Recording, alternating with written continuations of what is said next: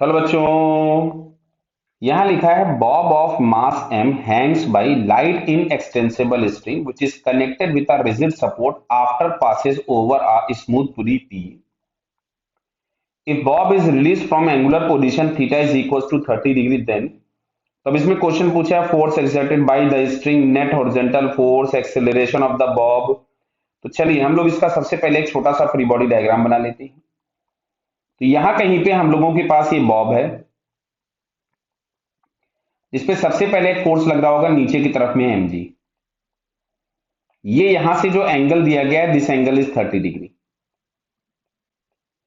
यहां कहीं पे टेंशन T होगा तो ये वाला एंगल भी 30 ही होगा बेटा।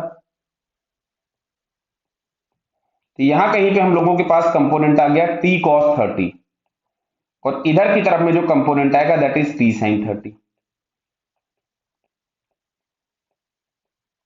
क्लियर, मैंने mg को कंपोनेंट में रिजॉल्व कर दिया। अब यहां से अगर हम लोग देखें, सॉरी ये mg होगा, ये t मैंने लिख दिया है, मैंने mg के कंपोनेंट्स रिजॉल्व किए हुए हैं तो this one is mg। Clear बताइए। तो अब अगर हम लोग यहां से चेक करें तो एक तो हमको मिल रहा है t is equals to mg cos 30। तो mg cos 30 मतलब ये आपके पास हो गया mg रूट ऑफ 3/2। ठीक है, बढ़िया बात है। चलिए अब अगर हम लोग देखेंगे तो ये जो mg sin 30 है ये इसको एक टेंजेंशियल एक्सेलरेशन प्रोवाइड कराएगा। तो mg sin 30 is equals to हम लोग लिख सकते थे m into A T, M से एम कैंसिल कर दिया तो जो टेंजेंशियल एक्सेलरेशन होगा वो g/2 होगा। तो acceleration of the Bob is g/2, जैसे थर्ड ऑप्शन में दिया है तो ये बात सही हो गई। क्यों? यहाँ पे इसकी वेलोसिटी अभी जीरो है तो कोई सेंट्रीपिटल एक्सेलरेशन नहीं होगा, जो भी होगा वो केवल टेंजेंशियल एक्सेलरेशन होगा। अब आगे हम लोग पढ़ते हैं।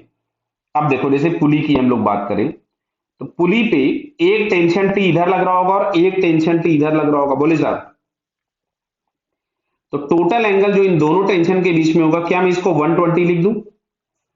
120 लिख दूं तो अब मैं रिजल्टेंट टेंशन फाइंड कर रहा हूं या रिजल्टेंट फोर्स ऑन द पुली, जिसको मैं एफ आर से लिख देता हूं, F resultant.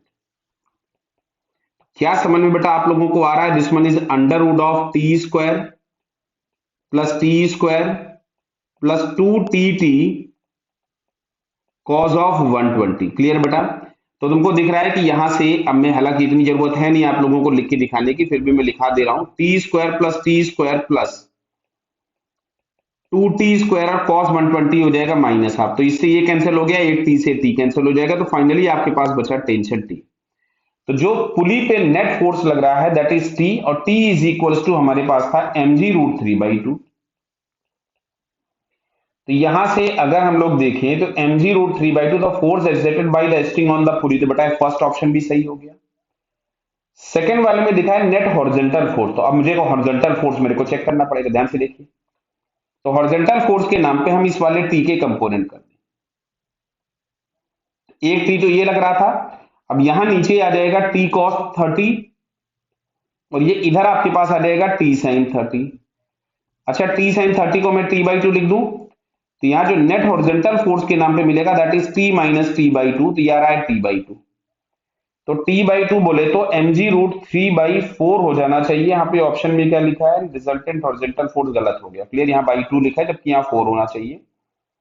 The force exerted by the string on the wall, नहीं भाई, ये जो स्ट्रिंग है इस वॉल पे भी तो टेंशन के ना फॉर्म पे ही लगा रही है ना, टी फोर्स ही तो लगा रही खाली है, बराबर है। तो वो भी mg रूट 3/2 होना चाहिए। यहाँ पे इन्होंने 2mg/√3 दिया है, गलत। तो यहां से हम लोगों को फिलहाल जो करेक्ट आंसर दिख रहा है that is first and third. तो first and third is the correct option. Okay बेटा, ऑल द बेस्ट।